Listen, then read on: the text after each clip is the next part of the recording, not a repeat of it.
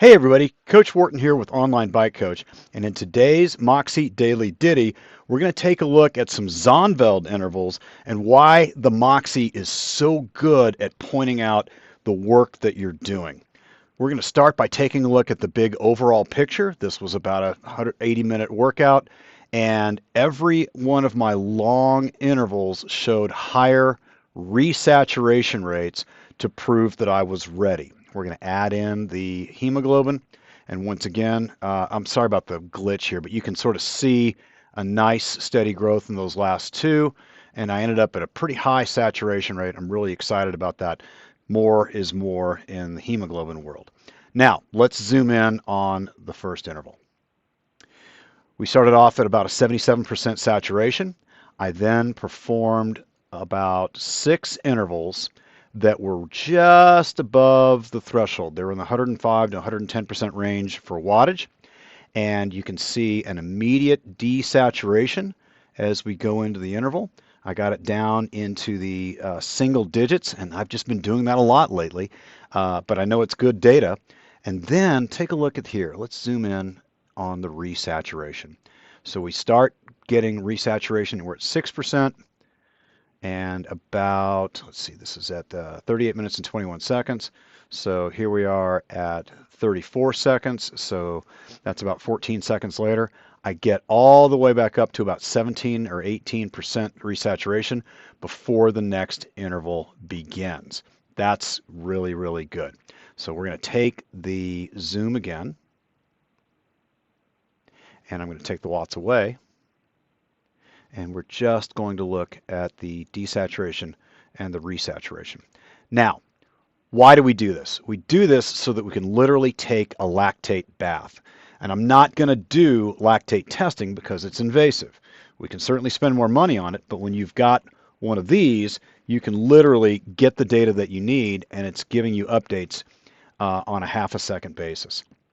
So we get to resaturation and desaturation. Now in the second interval, let's take a look at this. We're going to throw watts back in. You can see that I had a slightly higher recovery wattage, and the recovery wattage makes all the difference right there. So I only got to 11% resaturation before I got into my next interval, and it got back down to about the 4% value. Then I backed it off. I got down to 129, up to 170 watts. Resaturation occurs. We're back at 16 or 17%. Boom, let's bring it back down. We then go back up. There's 21%. Boom, bring it back down. You can see a little bit of a dip there, and that's why Moxy is so good at what it does. It literally is showing you the metabolic reward that comes from lowering, lowering your intensity. Same thing here. I didn't get quite as good of a start, and the curve looks slightly different.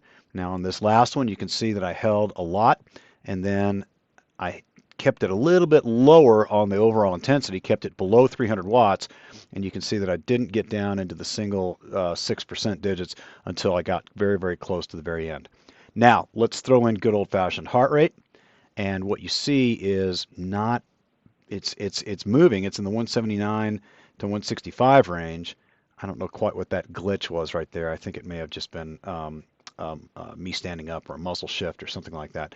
But you can sort of see the trend. Let's zoom out, and you can see the nice little ups and downs there, but it's not giving us as good of an information profile as the SmO2. Now, one more time, let's throw in the hemoglobin. I'll throw watts out. And you can see there's that steady rise as I get into what I call panic mode. The body is just pushing and pushing and pushing as much of that oxygen into that fresh hemoglobin into the bloodstream on that left lateralis.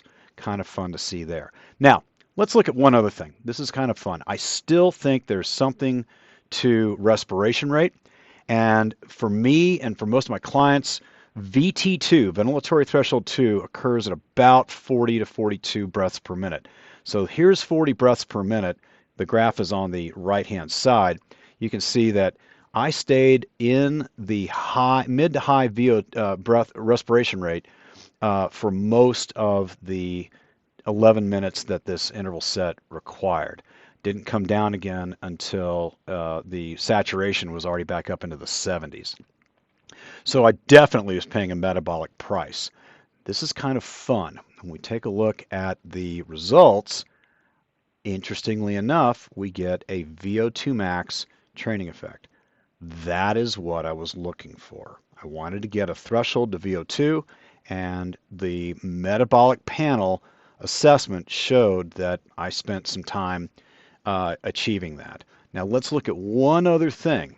You guys know how I feel about Alpha 1. I think it has a lot of merit, especially on interval sets that might be a little bit longer. Well, here it is. And when we add in the SmO2, we get affirmation. So the magic number for Alpha 1 tends to be about a 0.5. For me, it's more like a 0.4. Well, here we are. We've got a very low saturation, and right around here, I break the 0.4 threshold.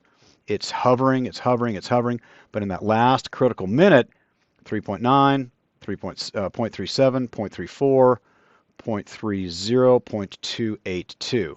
Now remember, this is a delayed value. It's a rolling 2-minute value. It takes a little more work to get the data teased out of it. So I'm going to turn SmO2 off, switch over to watts, and you can see that I don't rebound until the interval.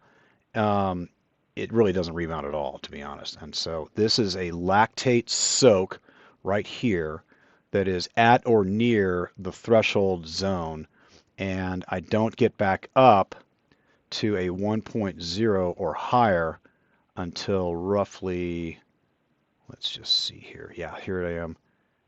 That's 49 minutes and 28 seconds, and I ended the interval at 47 minutes and 57 seconds. So there it is. You can see that's at least 1 minute. I find that alpha HRV is a little more sensitive on the rebound than it is on the suppression.